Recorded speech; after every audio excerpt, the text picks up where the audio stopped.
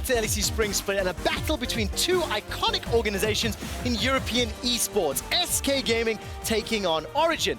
Now, as these two sleeping giants get ready to clash on the Rift, I want to take a walk down memory lane. As you all know, I'm one of the oldest members here in the LEC, and I remember the good old days. The good old days when European history was written and defined by SK and Origen. Now, starting with the SK, this org was founded in 1997 and showed success in multiple games for over a decade before debuting their first League of Legends lineup in 2010.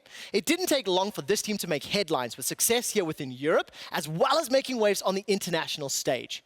Now, fast forward to the year of 2014. This will be a year that SK fans will remember forever. Freddy122, Svenskerinn, Jezus, Candy Panda, and N-Rated. This team would make a gigantic step from the bottom of the standings all the way to a showdown with Fnatic in the Spring Split finals. It didn't end there though, because the team also went to Worlds in that same year. SK is an org with rich history, being one of the 8 inaugural teams in the very first EU LCS season, and then again being one of the 10 teams in LEC in 2019. SK Gaming qualified for Worlds both in 2012 and 2014, and they created a legacy of some of the most beloved players Europe has ever seen. Wicked, Snoopy, Aranea, Yellowstar, Ocelot, Jezus, Svenskerinn, the list goes on. I don't have enough time to list them all. Now, the fall of SK in 2015 ended with their relegation. It marked another Titan going down here in the European LCS. SK in 2019 returned to the stage several years later. Let's fast forward to Chapter 2. Around the time of SK's decline, Fnatic superstar mid laner FLICKR left the team and just started a brand of his own. It was Origen. Over the next few months, they made one of the most impressive runs we've ever seen in League of Legends history. A road that took them from Challenger all the way to World Semifinals here in Europe in Brussels. The roster was comprised of Soaz, Amazing, FLICKR, Sven, then known as Niels, and Mithy. A roster that was immortalized in European fans' memories with fondness and with sadness, as OG was supposed to be the true challenger to Fnatic's dominance. Unfortunately, the road to ruin was fast approaching for FLICKR and Origen, and after losing 4 out of their 5 players prior to the 2017 season, they were eliminated from the EU LCS by giants in the promotion tournament. This ended the chapter of one of the strongest, the brightest, and the shortest success stories for any team here in EU. Now, after the relegation of both SK and Origen, they fell off the map for a couple of years until the launch of LEC this year and the long-term partnerships model. That is what's drawn both of these orgs back to the stage to live up to the legacy and the history that these teams were once a part of, and they had a hand in creating. This isn't only a clash between two LEC teams, this is a battle between two of the most iconic organizations in European esports history. Ladies and gentlemen, it's time for SK versus Origen. Thank you very much, Quickshot, and incredible monologue. You absolutely hit it out of the park with that one. I have to agree, you know, SK and Origen, these are two team names that I've known for such a long time, and I always respected as organizations here in Europe. But the players are very different today to what they were back in the past, and right now Origen is living up to the legacy of its second chapter rather than its first, and hopefully they'll be looking to change that as they go up against SK today. We're currently sitting 2-2 in the standings. They've kind of, to me, they've looked like a team that once they get an early lead, they're very good at knowing what to do with it, and naturally a lot of it comes off the back of Selfmade. And I think this is a story that we've kind of repeated over the last few weeks, and it's just because it's been the same over the last few weeks. This team hasn't really changed in how they play. I haven't really seen a huge amount of evolution in them, and it's very much about how well Selfmade can set up his team for success in order for SK to win games. Yeah, well, we are already into the pick and ban phase. Jace and Ryze removed by SK, who are on the blue side. Akali taken away by Origen. Expect to see things like the Urgot, the Aatrox taken away, Lissandra as well. Those power picks we've seen removed in basically every game this tournament. So Cassio taken off the board, no real surprise. Aatrox and Urgot, you already talked about them, both are left available. I think that Origen could look to just either leave Sion open or ban Aatrox, give them the Urgot, and then pick the Sion for themselves, or maybe trade them back and forth. But Urgot is actually the thing they're going to take away, and they're going to leave Aatrox. Aatrox, that's the word I'm looking for. The reason why I stumbled there is because I was already thinking about the potential counter picks that we've been seeing recently. Things like the Jace, the Ryze, have been rising in popularity as a form of answer. And already banned out by SK, so they anticipated getting that Aatrox first and said, well, we'll get rid of some of the counters in this top But there's lane. also the Kennen. There is also the Kennen. We saw how effective that was in the last game, and Alphari, I'm sure, will want to prove himself as one of the better EU He's top definitely laners. been struggling He has definitely over the been last 2 struggling. weeks. A lot of solo deaths, very uncharacteristic of him. I was hyping him up a lot coming into the split. I feel like he had a really solid 2018 year, even though Misfits really struggled. But so far in Origin, he hasn't really been able to live up for the hype that I built for him. We'll see if he can change that around, as we are expecting him to be on the Kennen this time around. And unsurprisingly, Selfmade going to put a lot of high value on this Sejuani, something that he had fantastic success with against Fnatic when he landed all those great ultimates onto Reckless, and they're going to follow that up with an Ezreal as well. And Ezreal, I think, is one of those champions that more and more teams are realizing how powerful he is. For a while, I thought he was one of those champions that, you know, you get Triforce, you get like 1 or 2 items, and then he falls off, but he actually scales extremely well into the late game, going for things like the Seraph along with the Mana Mune as well, and you actually build a little bit more AP towards the late game, means that you hit like a truck thanks to the changes to his W, so definitely a very strong AD carry right now in the meta. Big fan of this Kalista pick to answer it though, alongside the Alistar. I love Kalista. I think Kalista Alistar or Kalista Thresh are some of the best aggressive bottom lanes in the league at the moment. And I like it because we haven't seen Patrik play it yet, and I've always looked at Patrik as this guy that can excel, but hasn't quite had the opportunity to do it yet. So I'm hoping this game is that chance. The problem I have with Kalista is she did receive some changes not too long ago. And one of the biggest things that I remember was that her damage to monsters, I believe, got cut in half on the rend, which means that one of her greatest assets of being able to threaten things like the Baron in the mid game is gone. Because you've got to remember that Kalista is one of those champions that does fall off in the late game. You don't really build crit on her. Her strongest points are during the laning phase and in the mid game. So typically what you do is you build a lead, then you go to Baron at like the 25-minute mark, and then you can rush it down because, well, hey, you're Kalista. But now that that's much weaker, I just feel like her identity as a champion is much less obvious than what it used to be. I agree with that. She did also, though, get base damage and scaling damage buffs on that 9.1 patch where they reduced the epic monster damage to 50%. So she is just, in terms of skirmishing, in terms of team fighting, she will have more damage earlier on in the game. It's only slight, but maybe that's enough for Origen to get their second win of the LEC. Bans coming out in the second phase, though. Morgana Victor taken away by Origen. LeBlanc and a missed ban slash null ban here from SK Gaming. I'll make sure with our producers exactly why that's happened. So clearly what Origen are doing right now in terms of their draft is they've tried to get themselves a strong bot side of the map. The Kennen into the Aatrox is ideally what they're expecting towards the top side, so they have 2 winning matchups. Ooh. They're also going to run the Kayn into Sejuani, and this was a jungler that we've been seeing a lot over in both the LCK and LPL. I say a lot, has been kind of rising in popularity, has been showing his face a little bit more, because against Sejuani, you can't really get punished for your weak early game, which means you can farm, get to that red game state where you are a monster in the mid to late game. You're extremely tanky, you have a huge amount of sustain, you're very disruptive in team fights, and you can be very powerful, but only once you've gotten that evolution.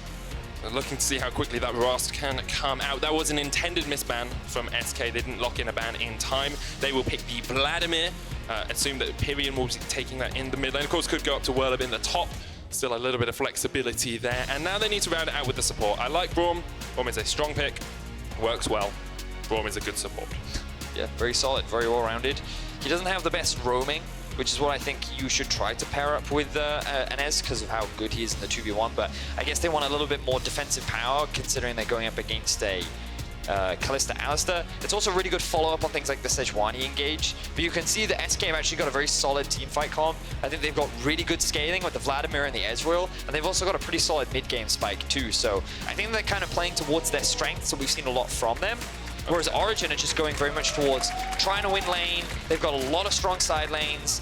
They have decent scaling with the Yasuo and with the Kayn as well, but I do think they're a little reliant on getting ahead during the laning phase, given that they have picked the Kennen towards the top side of the map, and they also have picked the Kalista and the Alistar as well. Actually, really interested to see this Yasuo pick as well. It seems like a much more aggressive draft coming out from Origen. Want to do more in the lanes. Kold needs to be ganking, needs to be getting into skirmishes to get towards that evolution, towards the Rust. I mean, I'll be honest though, Medic, like, this draft from Origen, the win condition doesn't seem abundantly clear to me, because it feels like they've got a mix of everything in here. Okay. They've got strong bot side of the map. They have like good scaling with the Yasuo. Like, they have decent team fighting, but you kind of want to have the Yasuo playing off on a side lane a little bit more. Like, I guess the argument could be made that they want to just try and force fights in the mid game. Their AoE is pretty effective with Kalista Kennen, with the Alistar acting as their front line, and if you have all the disruption from a Kayn, it can be pretty effective. But I also think that they're kind of relying on the fact that the Kayn can free farm. Yasuo, in theory, they clearly believe is a good matchup into the Aatrox, and they're happy to pick it. And so that they're hoping that they can just get that free scaling and get to a point where they can have through items and out damage. So I'm interested to see how this Origen composition works. It's definitely quite unique, not what I would expect. But the SK comp seems very more classic. It's very straightforward, team fight, good scaling, have a solid mid game, have a good late game. And again, our eyes will be falling onto Selfmade to see how much of an impact he can have in terms of the early laning phase. Will he gank top? And then afterwards, will he gank bot? Those are the important questions when you watch Selfmade, because that's exactly what he does. Every single game, without fail, pretty much. We're going to jump onto the summons. Let's track the junglers, then, Medic. Let's see what they're up to. Let's look at them. Selfmade. At the moment, Selfmade, he's in the mid lane. Right. He's on the new skin. Okay, we're a little early. He is running the new skin, yes. But it's a little early. Look at that porky boy. Like one person in the crowd just giggled at that. It's not my favorite Sejuani skin, though. No? I like the, I think it's Battlecast. Is it Battlecast Sejuani skin? The one where she rides a bear. Oh, that's like the northern tundra one. Yeah. Mithy getting the cowbell in. Do you want to sing along? He's giving you a beat, Vedius. No, well, the cast hasn't gone goofy enough for that just yet. Okay, so junglers, where are they going to go? Selfmade does always go top. Yes, that's always his first gang. You'd expect him to start bot side. That's exactly what he's doing. Well, Kold is starting top side. Careful, he's grouping up with Dreams and Crownshot.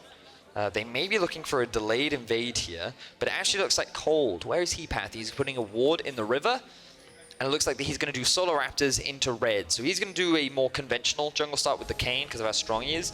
And SK, they're going to go in for an invade. This is a really nice invade. Obviously, Braum Sejuani is a powerful level 1 as well. So what SK are actually doing here is they're splitting the map. This is something that XL did back in week 1. And the reason why you do this is because it allows your jungler to play towards one side of the map, whereas the other jungler is forced on the other side of the map. So Origen should have full information, given the fact that Crownshot and Dreams have just walked through the river, that Selfmade just stole his blue. This means that Kold will go from his top side red into the enemy top side blue, and while this will force Werlyb to play defensively, it means that Patrik and Mithy don't have jungle support. So we'll see what they try and do with this. You can typically, Patrik and Mithy will try to play more on the defensive side. They have to respect the fact that there is a jungler towards the bottom half of the map, but they're trying to rush that level 2 and mitigate the risk of a gank, because if Patrik and Mithy are already at that level 2 state, then it obviously becomes a lot harder to gank them. It definitely does. Now, I do want to actually look at Kold quite a lot in this early game, because up until now, what we've seen from Kold is not aggressive jungler. He doesn't force skirmishes, he doesn't tend to force fights that much. He actually has very low jungle proximity with his team as well, doesn't spend that much time near his laners, and you can't really do that much on a Kayn, because you need to be picking up those soul shards, you need to be getting towards that transformation. So I wonder if we're going to see Kold be just a little bit more proactive in this game than we usually see from him. I mean, so typically on Kayn, no. It's the answer, because you just want to farm. This is actually really interesting from Selfmade. He's actually going to go back towards his blue, and he's going to try and contest this. He does have the smite available. Selfmade has the burst. Kold jumps in, smite comes out from Selfmade, he secures it, and now Kold just going to keep trading onto Selfmade as much as possible. The stun comes out, Kold now has to run. It's because of the Kennen was on his way down, so Selfmade couldn't stick in that fight. Even though he actually had the damage to trade, he didn't want to risk it. So This is really an interesting, I'll come back to your core point in a second, but I just want to break down why this happened. So you'll notice that just below the mid lane, there's this one ward at the entrance to the red buff on SK. And then also in the tri-brush, there's another red ward coming out from OG as well that the Braum has just cleared out. So Origen had full information of where Selfmade was throughout the entirety of the early levels. This meant that Selfmade couldn't really control the bot side and threaten a gank because Origen knew exactly what he was up to and where he was trying to play. So rather than just stick to his bot side, he said, well, you know what? I'm going to go check if my blue buff has been done. Yeah. So he then makes his way back up, and it's just an efficient use of his time where he ends up getting all 3 buffs, and now he has a level advantage over Kold. And he even has the extra Razor Beaks, the extra Scuttle Crabs, the extra Krug, sorry, and the extra Gromp. You know, Kold's jungle is pretty much cleared out. His Razor Beaks have just respawned, but didn't really have anything he could do for probably about 30 seconds. And this really sucks for a Kayn as well, because he's actually quite mana dependent in the early levels. He spams that Q, it costs quite a lot, which means that it then gets much harder to be impactful in the early game. And the thing about Kayn is his base stats are very weak, and so he's not really a high impact ganking jungler in the early game. Ideally, you want to be invading in the enemy jungle, stealing away some of those camps, maybe getting a couple trades in with the enemy jungler, and then using your mobility to stay safe. Yeah. But so far, Selfmade has had the better of him, and I like what Selfmade has done.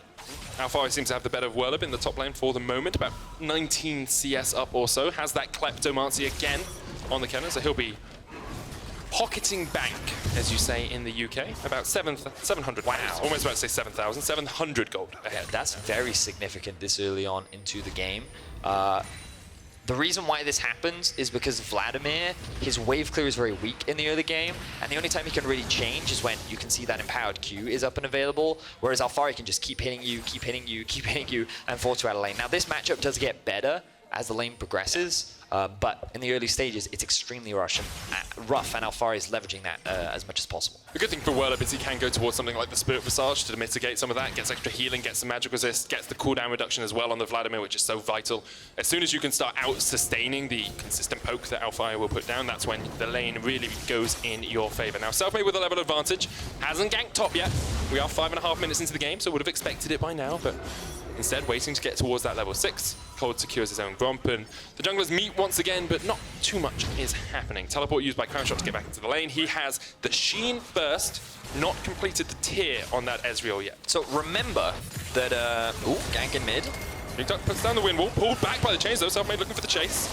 Nukeduck will just chuck out that Steel Tempest Tornado. So remember, if you're playing Kalista, your goal is to win the 2 versus 2, right? Now, he is behind in farm. He's also behind in gold. Now, I will give them that around level 6, maybe that kill threat will increase. I haven't seen Kalista in a long time. She's had a lot of changes since we've last seen her in competitive play, so I'm not going to pretend that I am a well-versed expert on Kalista, but what I do know is that typically, if you pick her, it's to win the lane and then to transition into a strong mid-game. And you already talked about her base stats were buffed. That should make her even stronger in the early game, but so far, SK have been playing very defensive. They've been farming from a safe distance, and they're actually ahead in terms of farming. Because of the Kleptomancy, Crownshot's even further ahead in terms of gold. I think the difficulty as well is, like, how do you actually play aggressively in this lane, right? Yeah. If you jump on the Braum, he puts up the Unbreakable. You don't really get that much damage down, even though you get some Ren stacks in the end. If you jump on the Ezreal, he jumps away. So you can't really get that chase off. I agree with you. Level 6 is probably where we'll see Patrik and Mithy try to be a little bit more aggressive, but they do need to do something. Here we go. Jump on the Ezreal. He still has the E to get away. Mithy's going to take some damage in response. Dreams puts up the wall, and it ends up being a relatively even trade.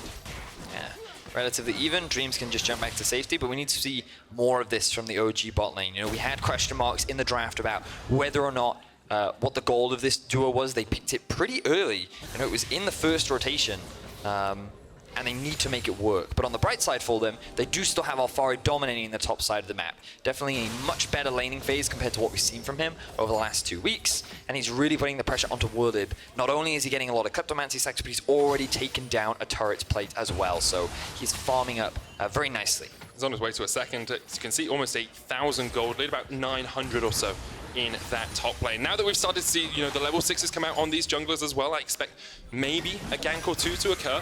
Selfmade with the Glacial Prison has shown us how effective he can be on this Sejuani. You just have to remember back to the Fnatic game on day 1, the first game of the LEC, to think about how much he can do on this champion. It's an interesting animation. that pig walk in. Why? Because I'm not sure how pigs walk usually, but I expected more of like a side-to-side waddle than a straight line flubber. That's what I'm going to call it. Wait, you call... Wait. That's a flubber. No, it's not. That is It's that's one foot decidedly in front of the other. That's a flubber. Oh, he's ganking top. Oh, he's ganking top. Clear that water. You got me excited for a second. Yeah, but I was going to say this is the classic Selfmade. This is what we always see from him. He didn't actually gank, he just But walked I mean, into he the lane. came top. Okay. And the laugh. Gank that minion. Oh, actually jumps onto Oh, a but fire that's as well. the- Lightning Rush. That's Okay. down. You've still got Glacial Prison. You can I was flash going to say, Glacial I Prison. thought he would Glacial Prison that, but he's not going to. No. All right, fair enough. They don't know where Kold is, so maybe just respecting the fact that if Alphari is going to Lightning Rush straight in our face, would he do that without his jungler being nearby? Maybe. Oh, but he's still hanging around. He is committed to, I will get my top laner a kill early. Just try and mitigate some of the bleeding up towards the top side. Here we go. Glacial Great Prison ult. connects with the stun. Locks Alphari down. The Hemoplague is popped. And that is Burst Blood. And once again, Selfmade goes top and gets a kill. Kold flashes in. Looking for Werlyb. No flash on the Vladimir. Unboard Trespass is enough to get the kill. And Kold can continue to trade. Stunned up as Selfmade has the flash. Will be able to get away. Instead, trading and he jumps in. Oh, the red buff! He ganked top. He got 2 and SK come out on top. Selfmade, the MVP of SK, plays that beautifully. He lands another fantastic ultimate onto Alphari. He then gets a 1v1 kill against Kold. And we do have a brief pause. It has come out from the OG side. We will get more information to you once we have it. But, in the meantime, I hope we get a replay of this SK play towards the top side of the map, because Selfmade, you know, we joke about it. We say every single game, Selfmade comes top. He tries to gank for Werlyb. Now, usually it's a little earlier in the game, but he still came this time around. Now, gank for Vladimir is great. You know, you want to try and put that Kennen behind. You want to try and make the laning phase a little bit easier for the Vladimir. But the fact that he just committed, he had the vision up towards the top side of the map. He had everything in his control. And then he's like, all right, this guy laughed at us. We will not tolerate that. We will secure this dive. Well, let's have another look at it, because it is an Alienware big play. How powerful Selfmade is when he gets one of his signature picks. We're going to have a look at that Sejuani gank towards the top lane. I was told. Are we, Medic? I don't know. I hear voices in my ear, and I'm not sure. Sometimes they're producers. Can't always trust the voices. Could just be me talking to myself. There we are. Let's have a look. Okay, so here we are. So he's sitting on the control ward. Alphari did just use the E. He cannot see Selfmade right now until it's too late. And then Selfmade lands a clutch ultimate. Werlyb can easily dive. Now the problem for Werlyb here is his W is still on cooldown. So he doesn't have that available to him. That means that Kold can drop the full combo, get the execute. And the mistake that Kold made was trying to 1v1 a Sejuani. And in the early game, Selfmade has a surprising amount of damage with the red buff and the E as well. Even hides the Q animation within the flash. That was pretty... And yeah, he held the wave. He held the wave, so that's actually pushing towards his top laner too. Selfmade, man, this guy, this rookie joining the league. He made a fantastic performance in week 1. He's continued to be the staple of this team moving into week 3. And you'll be happy to hear, audience, that the pause has been lifted. Yes, it has. There were reports from Mithy that he was experiencing some lag. We are now back into the game, so I'm sure that has been rectified and sorted. And speaking of Mithy, that bot lane has hit that level 6. We wonder if they're going to make something proactive happen down towards there. They're about 8 or 9 CS down to a Kleptomancy Ezreal, who's now got the tier stacking up, building towards that Man and Moon. Looks like Blade of the Ruined King is going to be the first completed item on Patrik as well. But you've always got to look at the gold in this capacity, and even though the bot lane looks relatively even, you can actually see that there's a 200 gold advantage towards the Ezreal. That means he has the Sheen, the pickaxe, and the tier all completed, and that's like the best case scenario for the Ezreal. Remember, he's going to keep scaling with these AP builds that we're seeing now more and more on the Ezreal. His late game damage is way stronger than it used to be. Oh, when you say AP build, you mean tier into Mura Mana, into Iceborne Gauntlet or Trinity Force, into the Seraphs. Yeah, and even from Attila, we saw sometimes coming out the Sorcerer's Boots. In the late game, I think he was even building things like a Gunblade as well. So like, there's just a lot of AP intertwined in a lot of aspects. And it's kind of a hybrid build. Yeah, some of the variations you also see is, you will sometimes see the, what do you call it? The Iceborne Gauntlet. So there's like a lot of variations in Ezreal builds, but the one most common to me is Blade of the Ruined King. You also see the Manamune, Iceborne Gauntlet, the Archangels, and then the Archangels. Yes. Depends what you want to do. Kold's come up towards the top side here. I think he was spotted on a ward as he came across. Trying to sneak around, but there's a pink ward in that bush. Here we go, looking for the fight. Onto Werlyb. has got the Sanguine Pool, goes down. Hema Plague only hits onto Alphari. There's the onboard trespass as well, but the health regeneration on Werlyb's quite a lot. They do a good job of tower diving. Kold is not healthy enough to survive though, and Werlyb gets a 1-for-1. Really unfortunate that Werlyb was only able to land his ultimate onto Alphari there. If he'd gone the onto Kold, he would have had a bigger heal that might have given him enough survivability, and then the duo of Origen would have actually been able to set up that dive. So small misplay there from Werlyb, but still ends up trading 1-for-1. And it will allow SK to get themselves a Drake, but again, more gold goes into the pocket of Alphari. He'll take himself another turret plate and go back to base. I think as well, Kold shown his intention for this game. It's gank top often, and try and get Alphari ahead by doing things like this. He was spotted on a ward twice before he got there. So again, so you can just see the ultimate just misses Kold, and you can see how much of a healing Werlyb actually gets from both his Q and the ultimate. And if he'd just gotten that extra bit of HP, it might have been enough, but unfortunately it wasn't. Still, 1-for-1. Overall, great trade for Werlyb. And again, I'm a little concerned for Origen, just because playing towards the top side, I don't think they need to. Alphari's already doing very well. He's winning this 1v1. He's building up a big gold lead. And right now, the gold advantage that OG is sitting on comes from the top lane. That's about a 1,000 gold advantage that Alphari has in his back pocket. So trying to snowball that, I don't think is as valuable as actually trying to get your Kalista and Alistar ahead. I mean, that makes sense to me, especially since we talked about it in pick and ban. We want to see them win the lane. We want to see them win top lane and bot lane. And at the moment, they're only winning top lane. They need to do something down towards the bottom lane, you feel.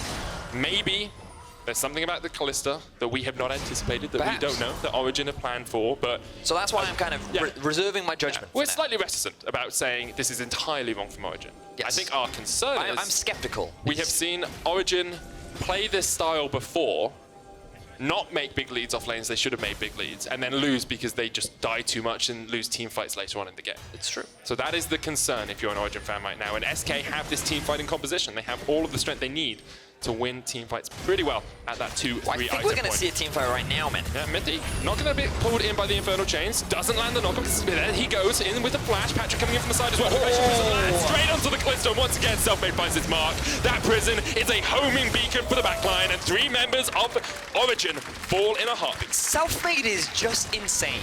This man has like homing ultimate on Sejuani. By far one of the best, if not the best Sejuani player we have here in Europe. This guy just I think we need to name it something, because it's like the slide and glide, right? Like he slides in, he chucks it in like round the corner. He almost bends the bullet of the Glacial Prisoner every single time. What about the Glacial Maid, or I don't know? We got to get his name has got to be in there. Okay. So consistently he lands them, but Selfmade is a difficult name to use. It's really tough. And the last time we named something after an EU player, they took it out of the game. Wait, what was that? The Tom Kench save. You can no longer save someone. That's true. That's very, very true. It's a shame. All right, so we'll let him think of the name at some point. Yeah. But think of it at home, guys, because people online are very creative when it comes to That's true. That's true. So maybe the fans at home can come up with something, but definitely, again, the point is to reinforce how good Selfmade is at Sejuani, right? And we talked about at the beginning of the game, which is that when stuff happens for SK, it happens off the back of him. And this all starts because they're invading on the red buff. They have push on the top, which means that Werlyb can get hit first. And while Ezreal isn't there, they still feel confident because it's actually a 4v3 before Yasuo can get involved. And because of Selfmade landing that ulti onto Patrik and him not being able to do any damage in the fight, he couldn't even use any of his summoner spells. It means that SK immediately convert it into a big numbers game and they win the fight. So now they're 6-3 in kills. That's a pretty hefty gold lead they've got. Yeah, 15 minutes in. Well, it's about 400 at the moment, Vedius. But remember that it's Alphari who has the gold lead, and if you remember that, if you kind of look at the deficits everywhere else, mid has an advantage now for Pirean. Bot lane has a big advantage for Crownshot, and the jungle as well advantage for Selfmade. So even though the gold looks close, SK actually have bigger advantages elsewhere on the board. 15 minutes in, here's the transformation, and unsurprisingly, it's Rust. We are playing competitive play. Don't usually see the Shadow Assassin. As Daniel Drakos likes to say, this is when he becomes a champion.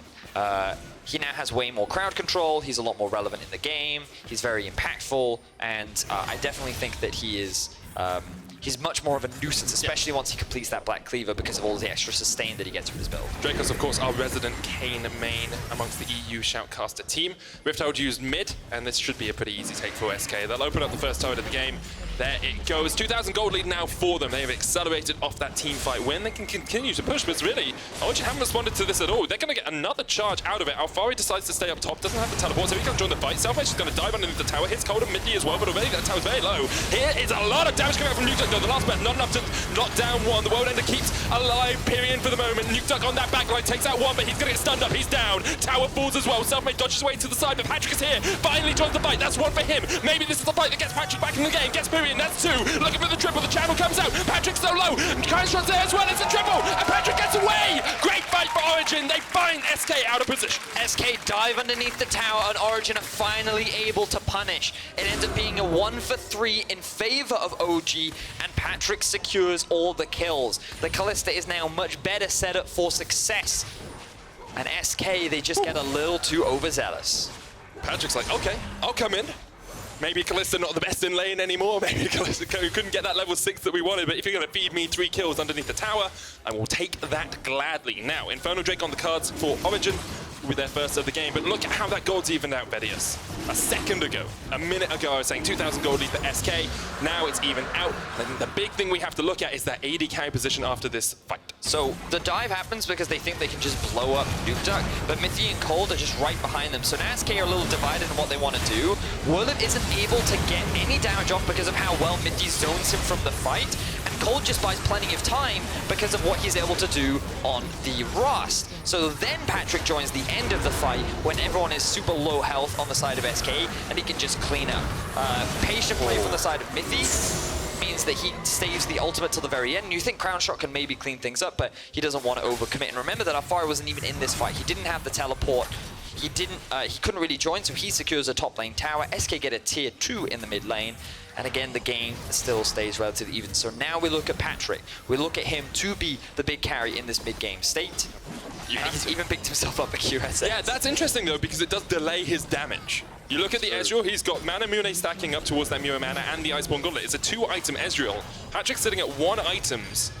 And, I mean, Kold's not even got his Black Cleaver yet. You only have 1 item complete on Alphari. You just need a little bit more if you're Origen at the moment. You're a little bit too far behind to really take any full-on skirmish, and a team fight is probably going to be devastating for you. SK, this is where SK thrive though, when they have the lead, when they are in control of the map. That's when we see them look their strongest, look the most comfortable and confident. And that's where they rely on the synergy that they have with the 3 of the 5 former Mad Lions players. Yeah. They look very good right now, as you mentioned. 2 items being completed across the board. Vladimir has finished the Spellbinder and the Proto Belt.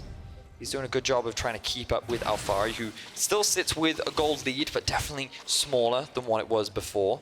Only about 600 now. And Nukeduck's still scaling up. You got to remember that the Yasuo is still very strong in the late game, and something that we never really talked about this game is the synergy between... Ooh, never mind, don't have time. Fight the bot lane. Synergy between Alphari and Kold. Hemo playing onto Alphari. That's a lot of damage coming out from Werlyb. The Sanguine Pool will heal him up in just a second, but Alphari flashes away, and now Werlyb shouldn't be long for the Summoner's Rift. Knocked up by Rust and taken out by Alphari. Yeah, a little overextended there from Werlyb. He didn't have any vision in the bot side of the jungle. He didn't have his jungler to help defend him, so he ends up getting killed, but he did force the flash out from Alphari, and you can see that this Vladimir is getting to a point where he can pretty much handle the Kennen now, and if Kennen doesn't get that assistance, then he starts to lose out on those 1v1s. Do like the itemization from Alphari to try and deal with it a little bit though. Gone for that Morellonomicon, gets you the Grievous Wounds, which stops Vladimir from getting as much healing, perhaps, as he usually would. It's not too uncommon, but always good to see people itemizing situationally. So, yeah, Werlyb thinks he can go for this trade because he dodges out some of the damage from Alphari. Kold does miss the W, which means that if it had landed, he might have actually just gotten the kill onto Werlyb, which ends up forcing the flash out from Kold. So, bit of a mechanical misplay there from Kold, but at the end, they have enough damage to secure the kill, and they find it onto Werlyb. So, if you want League in speedy mode, that's what it looks like for a second. I thought we were watching Earth, but we're not. We are watching normal League of Legends, although more action-packed a game than we usually see from Origen. Usually by this point they've died about 5 times, they've got 1 kill. Here they have 8 and only died 7 times, which is a big improvement for them, and now that you have the Infinity Edge on Nukeduck, I expect to see him going to a side lane, trying to apply some pressure on other portions of the map. Yeah, ooh, he's actually gone for the Infinity Edge second. Normally we see it as a 3rd item. Yeah. Something like the Sterax or maybe a Magic Resist item will come in second. I guess if he's not playing into Werlyb, doesn't really need the Magic Resist. I could see the Sterax still working out well though.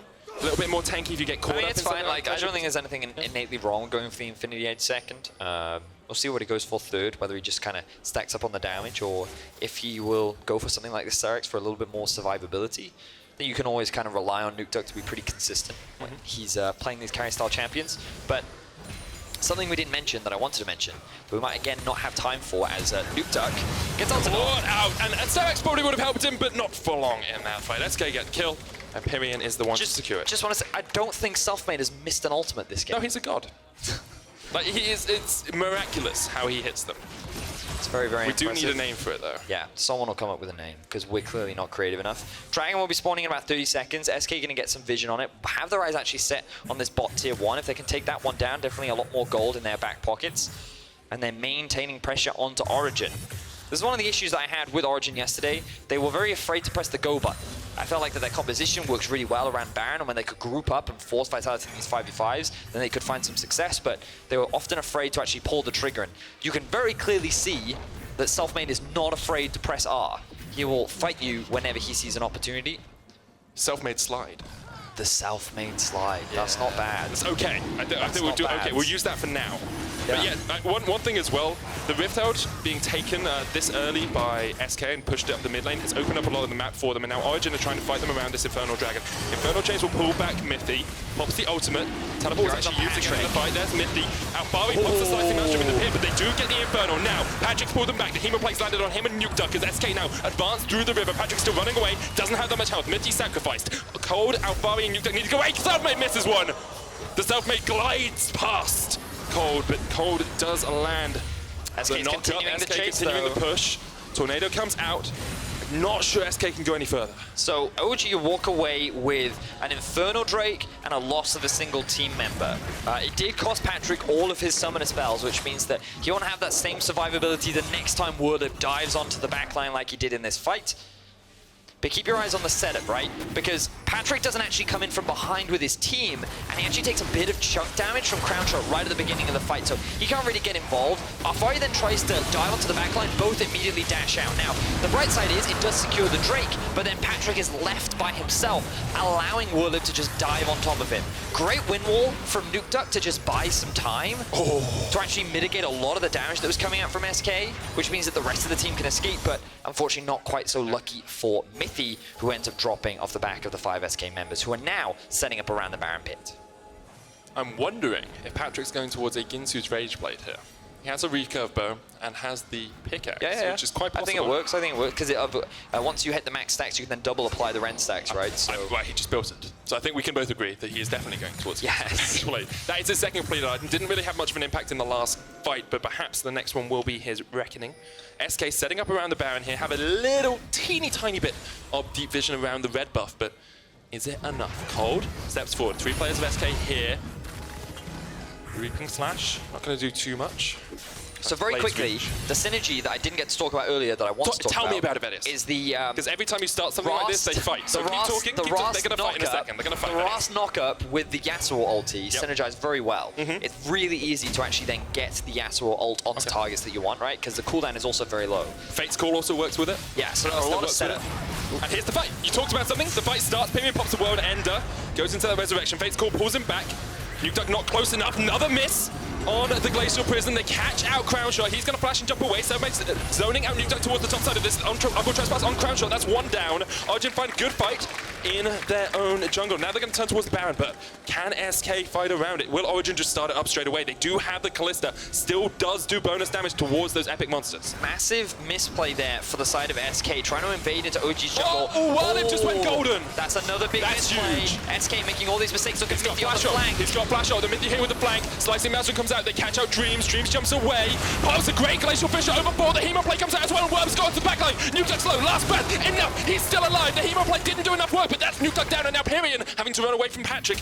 Origen do not pull the trigger on the Baron on the way back. But they do find a number of kills, unfortunately, because the amount of damage that Werlyb did to the entire team of Origen, they could not go back for the main objective. And this is the big misplay here. Pirean just walking into the enemy jungle, who, when he doesn't have proper support, his waves aren't set up, he doesn't have a good setup for the rest of his team to really follow, and then Crownshot here by himself. The knockup comes through the ultimate, Mithy immediately punishes him, he loses his flash, He doesn't have heal, and it just means the OG can get a very easy collapse. So big misplay there. Then the Werlyb Sonya's gets used. And imagine if he had that earlier on, or later on in this fight, when Alphari then goes in for the engage. They shut down Dreams, who gets a good ulti here, and then followed up by this 4-man ulti. If he'd had this on his to buy a little bit more time, maybe SK could have done something with it.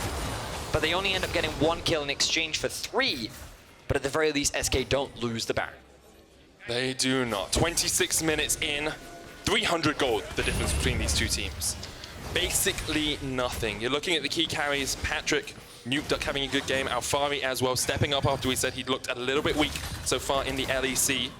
Pirean really standing out on the side of SK, 4-1-3 on that Aatrox. But now your eyes turn towards Crownshot, who has gone towards that Hex Tech Gunblade, going for the more burst-heavy AP. Kold going in, Blades reach, lands onto 2.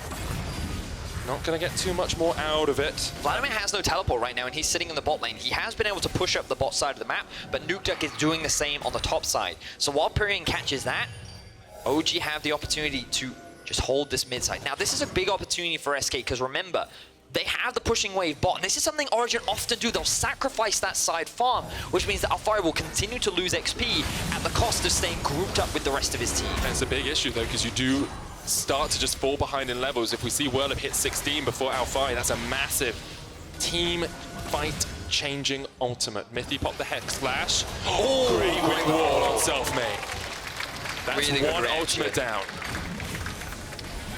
SK have all the vision around this, though. Mithy goes in. There's a slicing match from as well. Alphari's jumped on the back line already. Crownshot's dead. Dreams is not soon to follow. Werlyb chased off by Kold.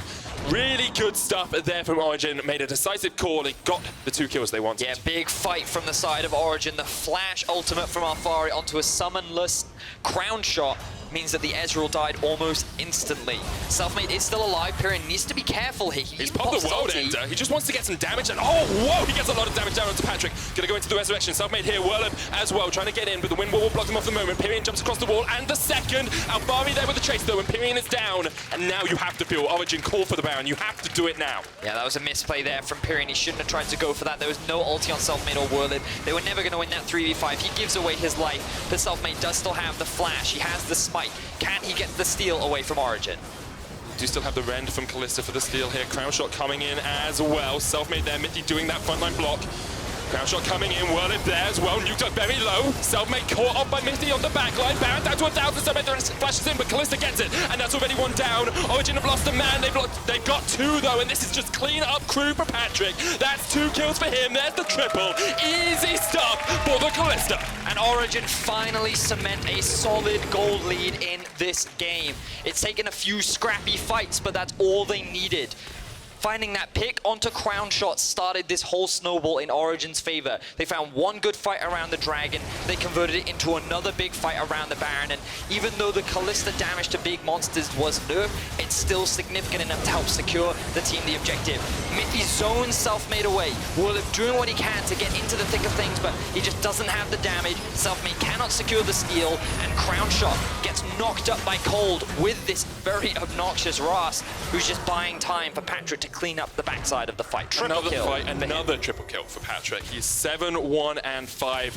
Runan's finished, has extra magic resist in his back pocket in the form of the Negatron cloak as well, and a 5,000 gold lead now extended for Origen. Want to see if they can close this one out. It is very rare that we have seen them in a gold lead at any point in the game. Never mind this late with a composition that seems to be working for them. Yes, it certainly has.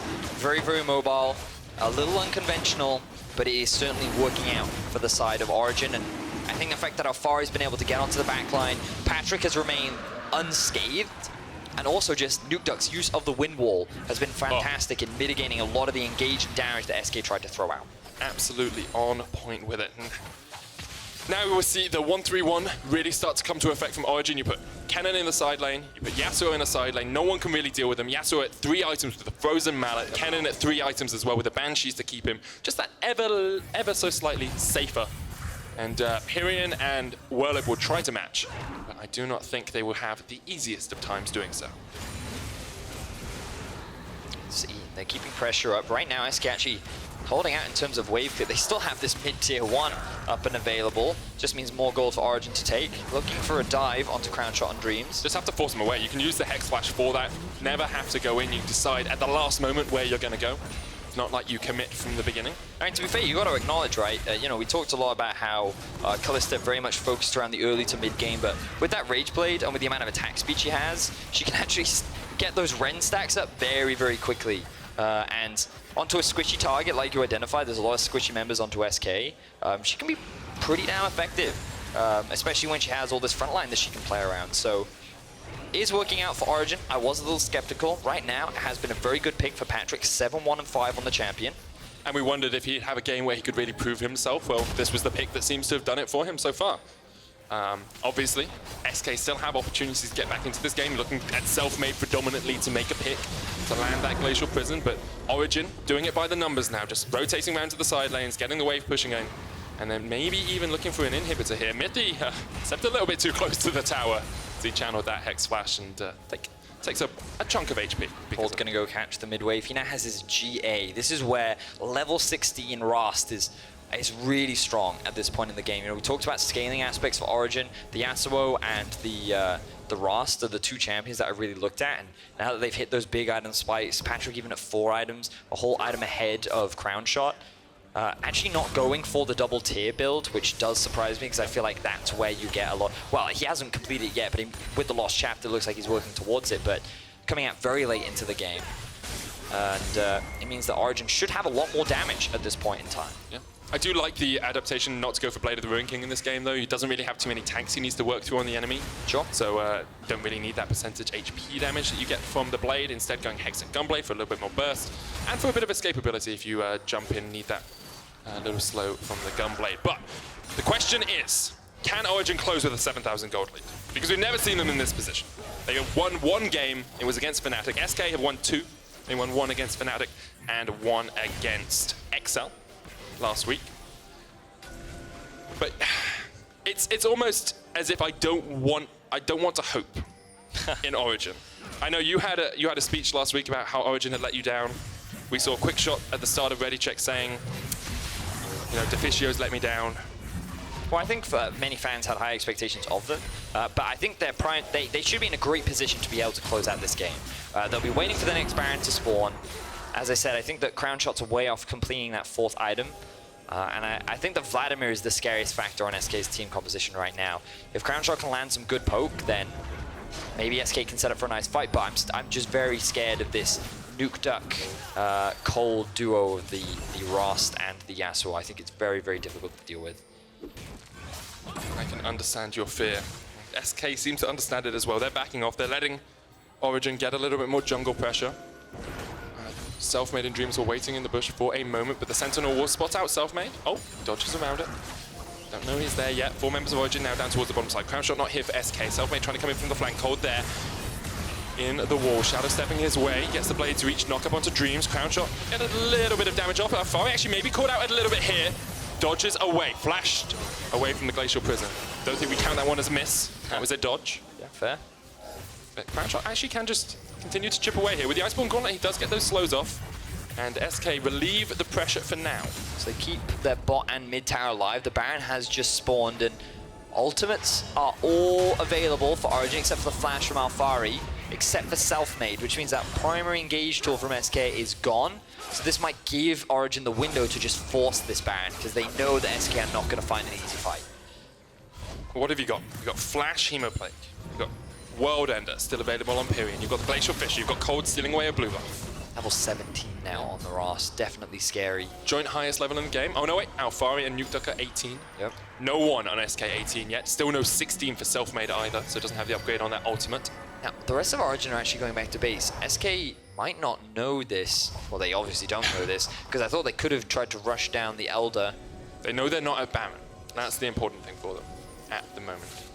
Yeah, I'm surprised Origen didn't actually clear that one out, given that they just had control over the river. Good damage coming out from Crownshot there. But yeah, with both Elder and Baron alive, this makes the decision-making process a little harder for both teams. Typically, you want the Baron because it's easier to siege with, whereas the Elder Dragon offers you a lot more teamfight value. Here we are. Ooh, Dream's gonna stumble into Kold. Straight into Kold. TP comes in straight behind them as well. Looks like Origen just won the fight. Alphari there. Crownshot maybe a bit out of position already. We see Dreams go down and the fight out on the top side is huge as well. Patrik just opening up onto Werlyb. Hemo play comes out. There's the stopwatch as well. It's a double kill for Alphari. Crownshot's dead. Patrik's cleaning up on the other side as well. This is too easy for Origen. They take down everyone but Pirean and they can turn their eyes straight towards the Baron. Yeah, Origen just melt through SK here. I doubted the late game damage, but again, it was the Kennen with the death cap completed. The fact that it split off into small skirmishes, you showcase the power of this Rast in the late game. And Origen, they don't even care about the Baron. They want to try and break into the base of SK. There are 3 members dead, 20-second plus death timers. Origen looking to get their second win of the split. And might even just be able to close it out here. Inhibitors down. Have a lot of damage from the Yasuo, from the Kalista, and from the Kennen. Origen looking for that second win. Pirean trying to stop them in their tracks. Last breath comes out. Pirean's popped the world ender. Continues to clear out that minion wave, which is important. Here's Dreams as well. Still 8 seconds before Crownshot comes up. Resurrection on Pirean, but already the second Nexus Tower, the target for Patrik. He will take down Dreams. The second Nexus Tower follows. And finally, Origen will get their second win in the LEC. It was definitely a close game for a very long time. That linchpin moment was definitely when Crownshot got caught out in the enemy jungle. Him losing his summoner spells meant that Origen had a very easy target to dive onto in the following team fights. Alphari got onto him pretty consistently, and we saw some great win walls as well coming out from Nukeduck in the mid lane. I felt like that the individual members of Origen definitely played better today. Patrik's positioning in team fights was definitely improved upon. Perhaps outside of that single dragon fight where he couldn't really get involved much, I feel like he was very solid. And while I was skeptical of their draft, it was clearly something that they came in prepared with. They made it work for themselves, and they ended up picking themselves up a win. Definitely did. I think you have to give credit to Alphari as well in the top lane. We talked at the start of the game about how he was struggling a little bit, how he hadn't been the Alphari we've seen of old. But this game, into a favourable matchup, we have to say. The Kennen into Vladimir, he still did a pretty good job of shutting down the enemy top laner. Werlyb unable to have as much of an impact in those team fights, and SK never really able to get to the team fights that they wanted. Yeah, for sure.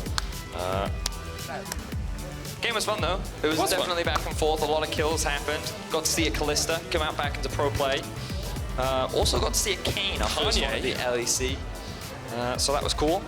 But I also think like Selfmade, man, what a performance from him. Yep. His early game is still impeccable. Very, very good. Yep. And I think that he showcased that he's definitely one of the top junglers that we have here in Europe.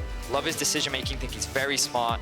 I think he always looks to punish where he can. I think he has a strange obsession with ganking top lane, but he makes it work every game. Yeah. This game, he had that one gank top lane where he got 2 kills, a kill and assist, and then he went bot for the rest of the game. So yeah, sometimes you just have to gank top. It's kind of like his due diligence for being in the game. Yep. Like, this is what you have to pay. This is the toll. You have to give me 1 gank top, and then after that you can do what you want. I think SK shouldn't be too dismayed. Obviously, there's a few things they want to work on. Positioning, not getting caught out, maybe trying to work out exactly where the mistakes came around that Infernal Dragon as well, because they shouldn't have lost that, really. Felt like they forced it a little bit too preemptively. But still, good stuff for Origen.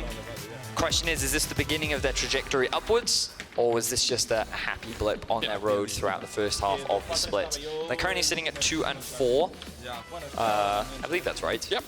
And then SK at 2 and 4, yeah, SK at 2 and 4 as well. Got SK down there near the bottom. You've got XL there as well. Are they at 3 and 3 right now? Oh, XL, they lost today, didn't they? Ah, yes, so they're 2 and 4. Yes, yes, yes. So we've got a couple of teams at 2 and 4. So we are getting a bit of separation now in the standings across the league. I think we have kind of a defined top 5 in Misfits, G2, Schalke, Splice, and Vitality. Yep. And then underneath that, you're looking at your Origins, your XLs, your SKs of the world. And underneath that, at the moment, you're looking at your Fanatics and your Rogues, of course. Yeah, that's true. Very, very true. And I believe Vitality will be playing up next against Rogues. We'll see if they stand a chance. But again, kind of looking at this whole game in its totality, we see Selfmade once again demonstrating that he's a very strong early game jungler. He's kind of the core part of what enables SK to succeed. Yeah. The mid game is still where they sometimes have a couple of issues. They tried to set up deep vision and they got punished for it. And then Origen showcasing that they do still have the ability to fight these late game team fights and that they can punish the mistakes. It's taken them a while to get to this point. But and I think we also saw some semblance of them actually pulling the trigger, being a little bit more decisive this time around. I definitely agree with that. I also want to say that if you guys know who your player of the game is, you should jump on over to @LOL Esports because you can vote for Alphari, Nukeduck, or Patrik, who are looking to become that player of the game.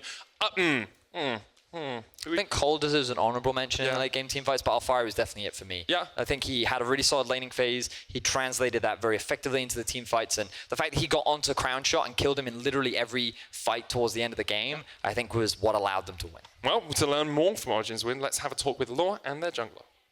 Thank you very much, guys, and thank you for joining me after this win. Congratulations on this one. Thank you. What worked this time? What worked? I think we just played a composition that we have played in practice, and actually, to be completely honest, I think most of our drafts we have a good plan, but we just did a lot of individual mistakes in the games, and then we looked like a shit team.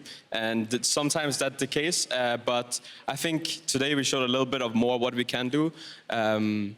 The start obviously hasn't been great for us because we expected way more of ourselves. So I'm just happy we get a win, and I think all of us really needed a win to kind of get back on track. I agree on this one.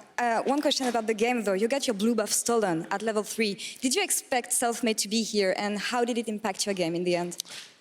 I mean, actually, I had no clue he took my blue off level 1. So when I realized in the moment, I was like, "What the fuck happened?" You know, like I didn't know. So yeah, sorry. So yeah. No one understood. It's okay. So I mean, I'm kind of blaming my bot lane. I don't know how he could start on my blue buff without me knowing. We'll have to watch the replay. We'll watch later. But yeah, little surprised, but. It went well after all. That was a good victory after all. I mean, does it mean you guys are back on track after this one? We are definitely on a better track than we were yesterday, so that's a good start. But right now, we obviously have some weaknesses that are shown in the games. We do some mistakes that usually we would never do, and we are maybe not as aggressive as some of the other teams, but we are trying to figure out what we are good at and what we want to do, and for us it just is a little bit slower than some of the other teams, but I have a lot of faith in our team. We have super good players, and I know we will get there at some point in this split, and so it will just come eventually. I think all of us know that it will happen like that. As long as you have confidence, you're heading to the right direction. Thank you for joining me. All right, they're being loud. No worries, no worries. And we're gonna toss it to post-game with Trevor. Take it away. What the where's my blue buff? No, of course, we will talk about it in just a moment or two. I do want to introduce Drakos as the resident Kayn expert. Yeah, Kanye too. Because you are a lot of Kayn.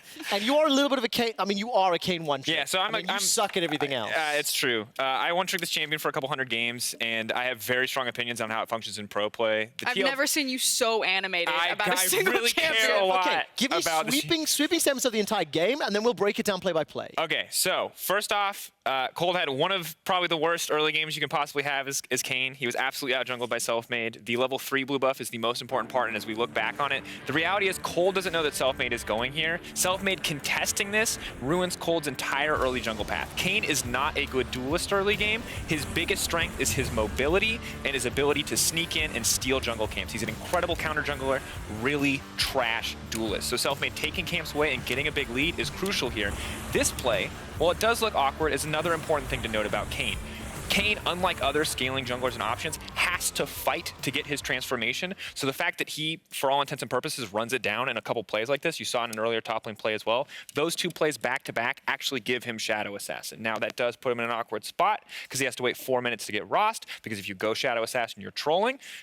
Rost is insane, it's broken. Shadow Assassin very bad. I believe the quote was, Kayn is 70% of a champion, Rost is 1.5. Yeah, Rost is busted. So he has to exist in this horrible early game state where he just farms and waits for these plays. But really the reality is that the reason that Kold got to look so good in those late game plays is because Alphari was so dominant in lane that he let him set up some of those dive plays, that he let him move up there and kind of take some of his laning advantage and his strength and put it into the Kayn.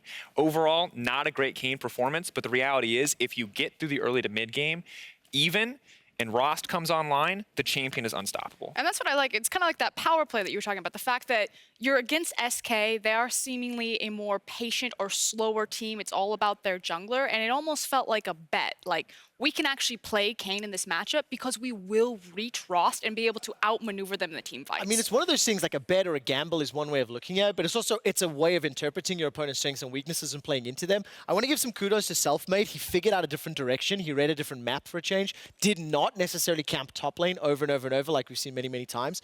We do actually have another replay of another team fight playing out a little bit later in the game where Patrik starts to pop off. And this ends up being a triple kill for the Kalista. But talk me through not only the SK engage, but the OG counter. And it's also the fact that at this point, Kold has the Rost, and he's also going to do a lot of damage and a lot of work into this team fight. But like you said, the big benefactor is the fact that Kalista picks up the triple. I think he also picks up a double close to this, because by the end of the day, Patrik was hitting really hard and ahead of clock, and a champion that would normally fall off on her damage output was pretty much right on time to actually be a significant factor in this game for much longer than we're used to seeing Kalista. Yeah, especially when you can see Crownshot was not with the team when they were pushing. The reason I highlight that, Crownshot missed a fair number of team fights. Did not have the impact that was expected of him to be competitive with Origen in this game. Soft statements. And to be fair to him, it was definitely a rough game from the Ezreal, and particularly the last team fight was the most glaring issue. You can go back and watch it on the VoD if you want, but he eased in aggressively into a Rost. Instantly dies. And you die instantly, and that's the reality. That was around the Raptor camp, right? Yes. The thing about the Iceborne Gauntlet and that Ezreal build is that it's actually very hard for Kayn to get on top of you without the movement speed steroid. So you are actually safe as long as you don't come to him. But the second you leap into his range,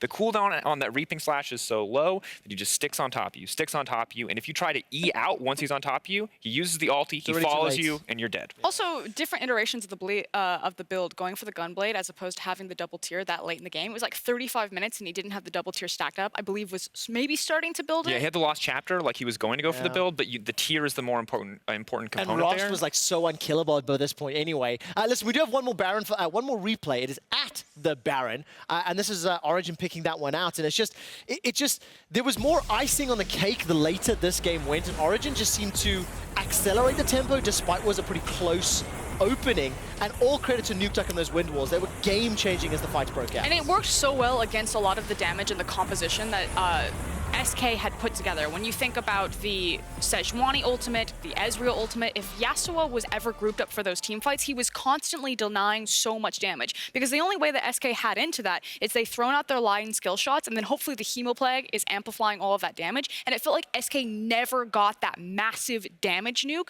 And so from there, the sustained damage from Origen's comp would just won out in the day. And really, the Kayn story is a very small piece of this game overall. The bigger story is how OG played around Patrik and how they protected this guy, and how it never felt like SK could shut that damage threat down, because Kalista makes tanks look stupid. She dashes around a Sejuani. You feel like an idiot when you play against that champion. And we saw it, that once Origen had any form of momentum and Kalista got to free hit, the game was just over. Well, very competitive, very fun to watch, especially with the Kayn interactions, early game into late game. Thank you very much for that one, Drakos. We do have some more League of Legends coming up as Vitality look to take on their 5th straight win, this time up against Rogue. Join us for that game after the break. Good job, Deficio. Try and mitigate some of the bleeding up towards the top side. Here we go. Glacial Prison connects with the stun. Locks Alphari down. The Hemoplague is popped. And that is Burst Blood. Mithy not going to be pulled in by the Infernal Chains. Doesn't land the knock-up. Then he goes in with the flash. Patrik coming in from the side as well. Glacial Prison lands straight onto the Kalista. Once again, Selfmade finds his mark. That prison is a homing beacon for the backline. Selfmade dodges away to the side, but Patrik is here. Finally joins the fight. That's one for him. Maybe this is the fight that gets Patrik back in the game. Gets Pirean. That's 2. Looking for the triple. The channel comes out. Patrik's so low.